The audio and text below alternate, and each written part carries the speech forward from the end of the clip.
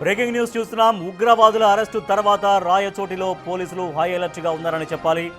ఇప్పటికే ఇద్దరు ఉగ్రవాదులు అరెస్ట్ చేయగా మరికొందరు అనుమానితులను కూడా పోలీసులు అదుపులోకి తీసుకుని విచారిస్తున్నట్లు తెలుస్తోంది. ఉగ్రవాదుల కాల్ డేటా ఆధారంగా విచారణ జరుపుతున్నట్లు సమాచారం. మరోవైపు రాయచోటి ఉగ్ర లింకులపై కేంద్ర ఇంటెలిజెన్స్ ఏజెన్సీలు కూడా ఇప్పటికే ఆరా తీసినట్టు తెలుస్తోంది. మరో ముగ్గురు ఉగ్రవాదులు కూడా పోలీసుల రాడార్లో ఉన్నట్లు తెలుస్తోంది.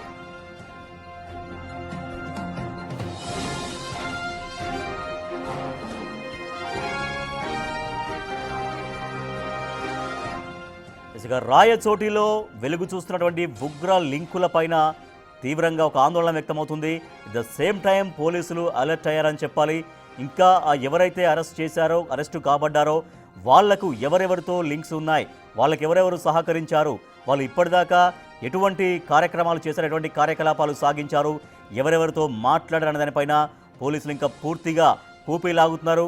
అలాగే మరో ముగ్గురు అనుమానితులను కూడా అదుపులోకి తీసుకుని విచారిస్తున్నట్టు తెలుస్తోంది.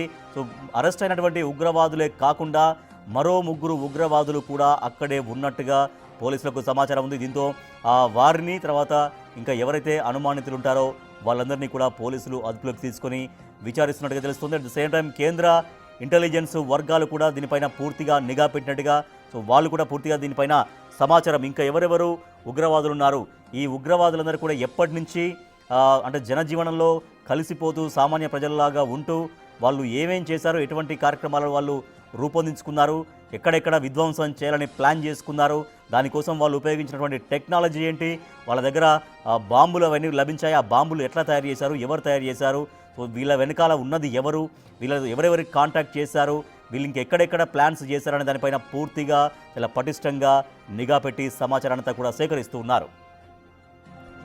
మా ప్రతినిధి శివ మరింత సమాచారం అందిస్తారు. శివ, రాయచోటిలో ఉగ్ర లింకులు కలవరం సృష్టిస్తున్నాయి. ఇంకా ఎవరెవరికి ఈ లింక్స్ ఉన్నట్టుగా తెలుస్తోంది, పోలీసులు ఎవరెవరిని ప్రస్తుతానికి అదుపులోకి తీసుకున్నారు, సో వాళ్ళ దగ్గర నుంచి ఎటువంటి సమాచారం రాబట్టగలుగుతున్నారు? రాజేష్, ఎవరైతే ఉగ్రవాదులు ఉన్నారో అబూబకర్ సిద్దిక్ అలియాస్ అమానుల్లా, మరొకరు మహమ్మద్ అలీ, వీళ్ళిద్దరు అరెస్ట్ తర్వాత మాత్రం అన్నమయ్య జిల్లా పోలీసులు ఒక్కసారిగా అప్రమత్తం అయ్యారు. దీనికి సంబంధించి కూడా రాయచోట్లో ప్రతి అంశాన్ని కూడా నిశ్చితంగా పరిశీలిస్తున్నారు. ఇప్పటికే ఈ జిల్లాలోని ఇతర ప్రాంతాల నుంచి కూడా భారీ బందోబస్తు పోలీసు బలగాలు ఇక్కడ అయితే రప్పించారు. దీనికి సంబంధించి కూడా ఎవరైతే ఉగ్రవాదులతో సత్సంబంధాలు మెయింటైన్ చేశారో వాళ్ళందరినీ కూడా ఇప్పుడే అదుపులోకి తీసుకున్నట్టు తెలుస్తుంది. వీరితో ఎవరైతే కాంటాక్ట్ అయ్యారు ఏంటి అనే అంశాలపై కాల్ డేటా ఆధారంగా ప్రతిదీ నిశ్చితంగా పరిశీలిస్తున్నారు. ఈ కాల్ డేటా ఆధారంగా ఇప్పటికే ఒక 10 మందిని అదుపులో తీసుకొని విచారిస్తున్నట్టు తెలుస్తుంది.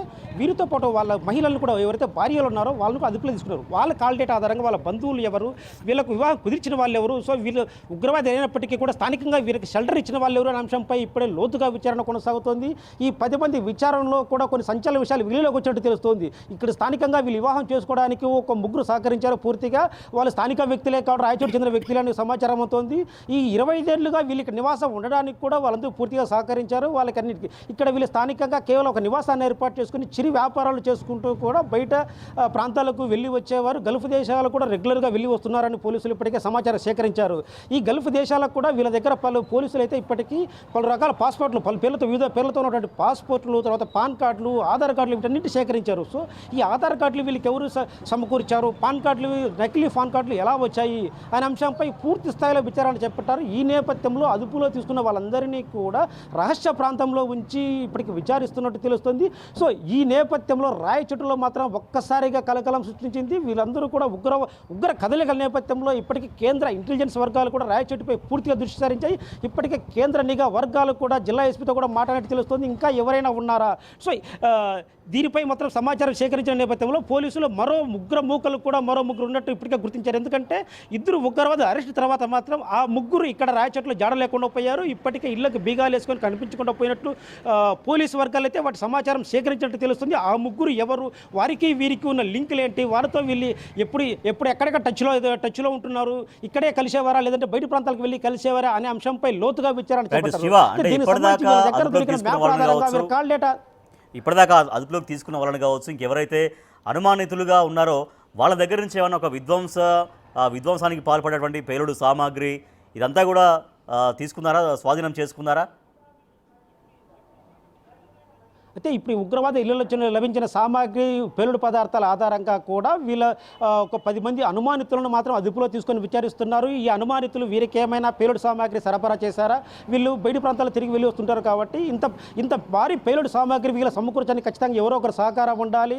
50 ఐఈడీ బాంబులు తయారు చేయడానికి సామాగ్రి కావాలంటే స్థానికంగా దొరికే అంశం తక్కువగా ఉంటుంది కాబట్టి బయట ప్రాంతాల నుంచి కూడా ఈ పేలుడు పదార్థాలు సరఫరా చేయాలి. సో బయట ప్రాంతాలు పోలీస్ నిఘా ఉంటుంది కాబట్టి దీంట్లో కొంత స్థానిక వ్యక్తుల ప్రమేయం కూడా ఉంటుంది అనే యాంగిల్లో కూడా పోలీసులు విచారణ చేపట్టారు. ఎందుకంటే ఇక్కడ ఇప్పటికైతే ప్రస్తుతానికి మాత్రం పోలీసులు ఒక సూట్ కేస్ బాంబు, ఒక బకెట్ బాంబు, ఒక బ్యాగ్ బాంబు నిర్వీర్యం చేస్తారు.